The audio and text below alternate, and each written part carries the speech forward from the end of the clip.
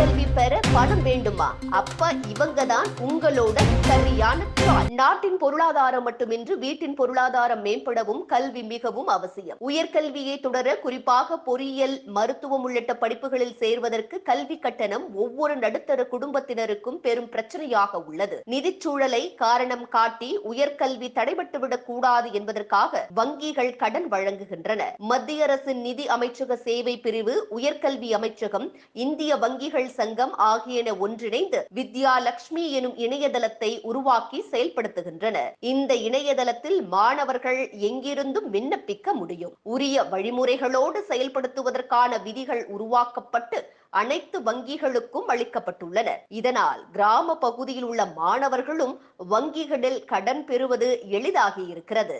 https://www.vidyalakshmi.co.in என்ற இணையதளத்தில் மாணவர்கள் தங்கள் இருப்பிடத்திற்கு அருகில் உள்ள 3 வங்கிகளை தேர்வு செய்யலாம். பள்ளி கல்வியில் தேர்ச்சி பெறுவோரில் 115 பேர் மட்டுமே உயர்கல்வியை தொடர்வதாக புள்ளி விவரங்கள் தெரிவிக்கின்றன. அந்த நிலையை மாற்ற வேண்டும் என்ற நோக்கில்தான் உயர்கல்விக்கு கடன் வழங்கும் திட்டம் செயல்படுத்தப்படுகிறது.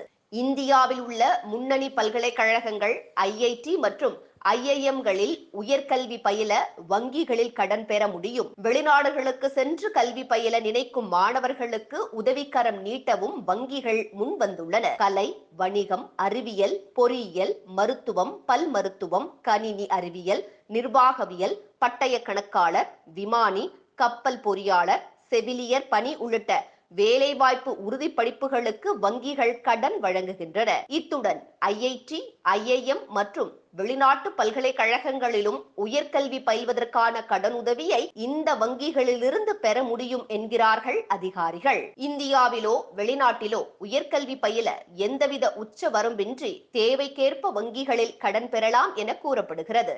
4 லட்சம் ரூபாய் வரையிலான கடனுக்கு மார்ஜின் தொகை செலுத்த வேண்டியதில்லை. அதற்கு மேலான தொகைக்கு 15% முதல் 20% வரை முன்தொகை செலுத்த வேண்டும். வெளிநாட்டில் பயில செல்லும் மாணவர்கள் பெறும் கடன் தொகையில் 15% முன்தொகையாக செலுத்த வேண்டும். கல்வி கட்டணம், தேர்வு கட்டணம், புத்தகம் வாங்குவதற்கு விடுதி கட்டணம், போக்குவரத்து செலவு, படிப்புக்கு தேவையான கருவிகள் வாங்குவது உள்ளிட்ட அனைத்திற்கும் வங்கிகளிலிருந்து கடன் பெற முடியும். அவசியமான படிப்புகளுக்கு கணினி வாங்குவதற்கும் கடன் பெற முடியும். சிறப்பு தகுதி மாணவர்களுக்கு கல்வி உதவித்தொகை கிடைக்கும் பட்சத்தில் மொத்த கல்வி கட்டண தொகையில் உதவித்தொகை போக மீதமுள்ள தொகையை வங்கியில் கடனாக பெற முடியும். தனியார் கல்லூரிகளில் நிர்வாக ஒதுக்கீட்டின் கீழ் சேர்க்கை கிடைத்திருப்பின் அரசு கல்லூரிகளில் அந்த படிப்புக்கு நிர்ணயிக்கப்பட்ட கட்டண விகிதத்தை வங்கிகள் கடனாக வழங்கும்.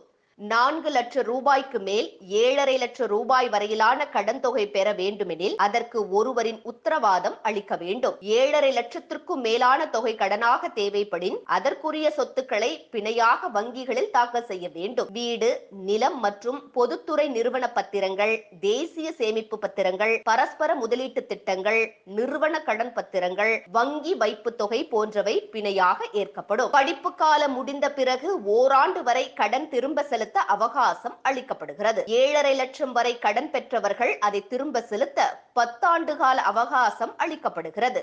7,5 லட்சத்திற்கும் மேல் பெற்றவர்களுக்கு 15 ஆண்டுகள் வரை கால அவகாசம் அளிக்கப்படுகிறது. உயர்கல்வி பெற வங்கி கடன் பெறும்போது அதில் சில விதிமுறைகளும் வைக்கப்பட்டிருக்கிறது.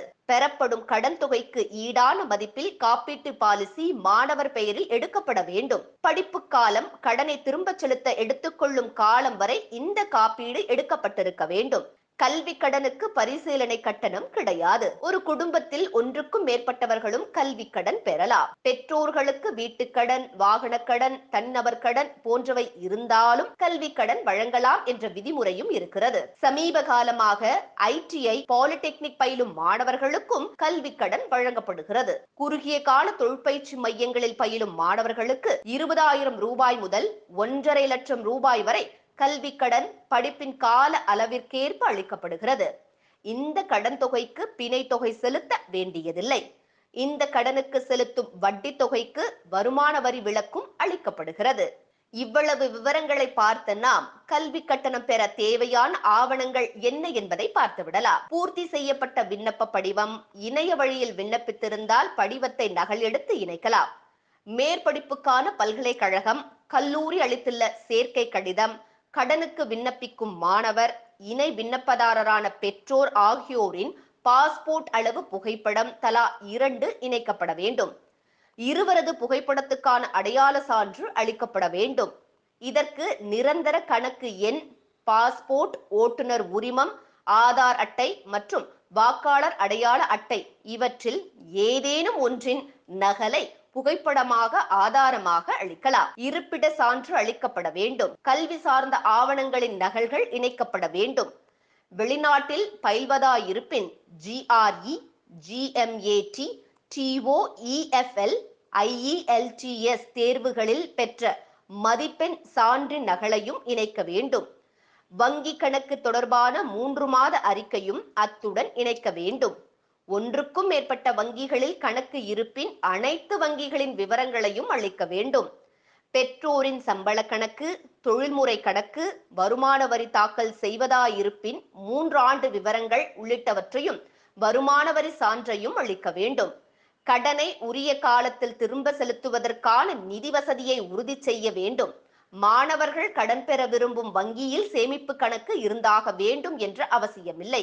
பிறகு கூட கணக்கை தொடங்கிக் கொள்ளலாம். இத்தனை சலுகைகள் வழங்கப்பட்டுள்ள நிலையில் மாணவர்கள் இனி உயர்கல்வி பயில பெற்றோர் கவலை கொள்ள தேவையில்லை.